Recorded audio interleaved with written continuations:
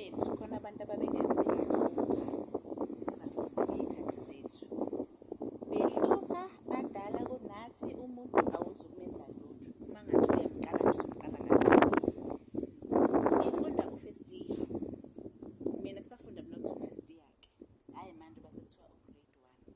Ngizoyibeka ngale ndlela mina engizoyi-understand-a ngayo. Ngifunda u-first year, kunogirl owayemdala kunathi eklasini. And imdala nje eklasini uzobekwa ukuthi abe yi-prefect. Usafunda thina-ke umuntu bethi mebekwa ukuthi abe yi-prefect kungayi nokuthi uhlakaniphile noma active kanjani eklasini. Kodwa umuntu bebekwa ngoba emdala kwazi uzothi methi yeyi sikwazi ukumuzwa. Methi nje thulani umsindo ningakwenzi ukuthi obvious vele siyamsaba sizokwenza ngendlela asho ngayo. Kanti ugirl uprefect wakhe uzomsebenzisa ngendlela if sekuzoba i-break wayeqoqa izimali zethu.